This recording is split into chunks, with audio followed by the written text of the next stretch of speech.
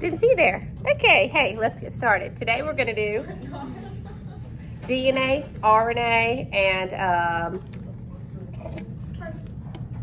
protein. Replicate, transcribe, translate. Okay, let's go over everything we already know about DNA, RNA, and proteins. We're not going to repeat everything, but DNA, it is a double helix. I love it. Thank you. RNA and protein. What is this right here called?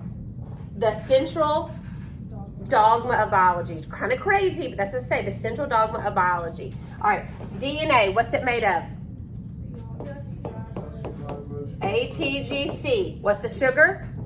Y'all were saying it. I was just ahead of y'all. Deoxyribose. It's made of a sugar, phosphate, and a base. The sugar is deoxyribose. The bases are these: adenine, thymine, guanine, cytosine, and a phosphate group, a PO4.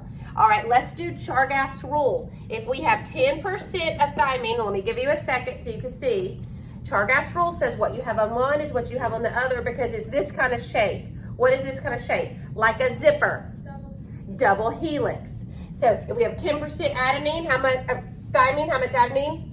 10. Now, okay, so we'll give you time to think. It has to equal 100%. So 10 plus 10 is 20. 100 minus 20 is 80. 80 divided by 2 is 40. Got 40 and 40. You may have to solve that. All right. It is a double helix. It opens up like a zipper. Does anybody know the enzyme that opens it up? And I don't think you'll have to know this, but for fun, it's called helicase. Helicase. And what puts it back together is polymerase. Polymerase. Good. But I don't think you'll have to know that. All right. When this DNA bonds in these nitrogenous bases, stick together, like when they bond, I wish I had my DNA molecule. It's somewhere, okay? It opens up, then you have AT joins here. What kind of bond is between that adenine and thymine? Miss, ma'am?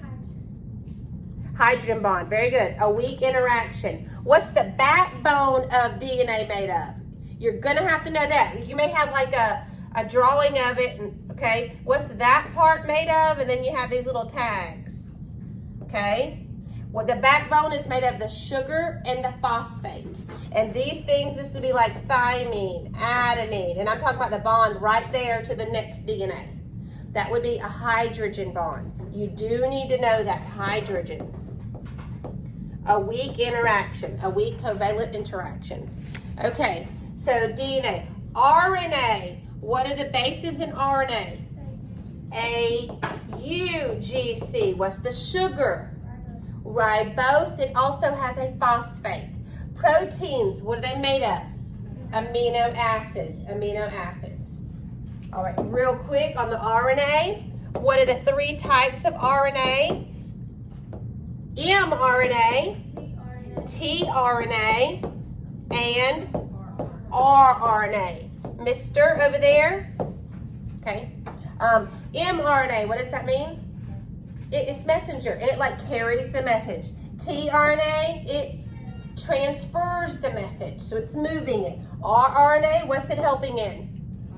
It's ribosomal RNA. What's it help? Making proteins. All right, so now we have those types of RNA. Now let's go back to the central dogma. DNA, RNA, protein.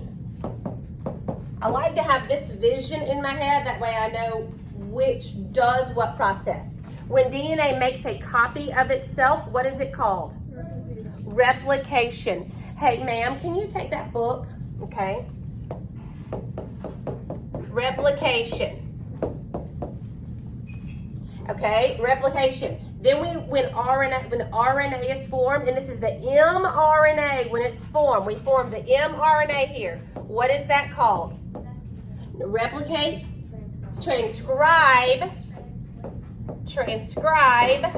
and then translate.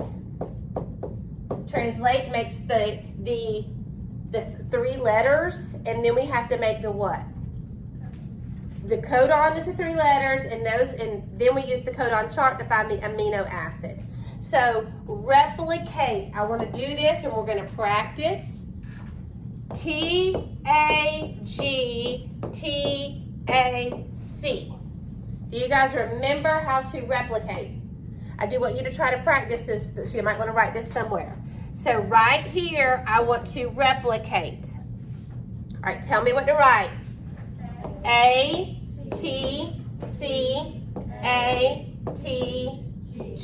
Very good.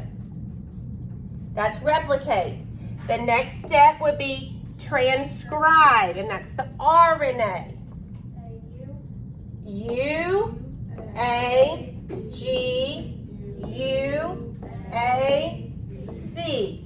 All right, so that's transcribe. This is the mRNA. mRNA.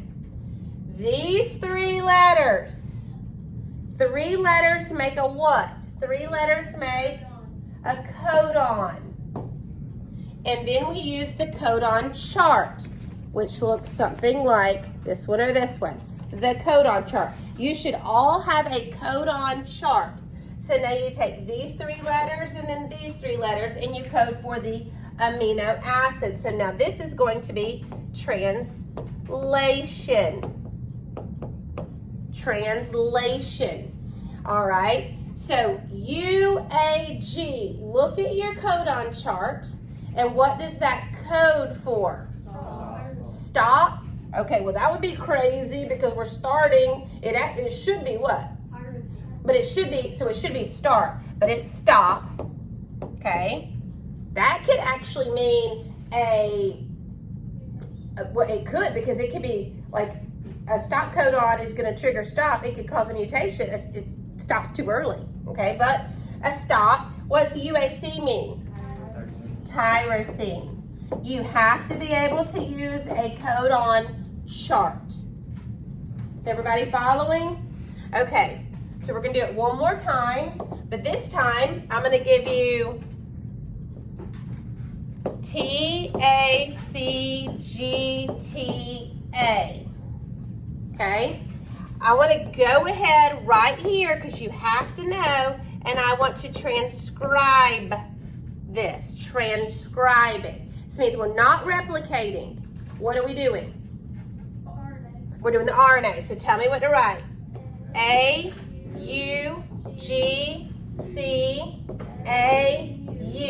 Now we take these 3 letters and we're still going to translate. Tell me what to, A-U-G, what is that? Methionine. Oh, the methionine, which is actually start. That's start, methionine. Good. You don't have to memorize the chart. You will have a chart on your test. What is C-A-U? I don't know, is it? Histidine? Okay, good. All right, this is something I want you to understand. So this is the codon for mRNA. If you were to see this and it said, and the question said, what's the anticodon? What's the anticodon for tRNA? Anticodon. It's just what this would form. AUG. Let's make the anticodon of AUG. What does A pair with? U, A, G, C. That would be the anticodon. Are y'all following me? That would be for like tRNA. If you were to be asked. Don't think you will, but just in case. Do you understand replicate, transcribe, translate? Okay, now while we're on here, and this will be our last thing on this, okay, let's say we have that's messy. Let's say we have T-A-G-C-T. This is going to be our template strand, our template. T-A-C-T. What just happened? Deletion. A deletion. T-A-C-C-T-A.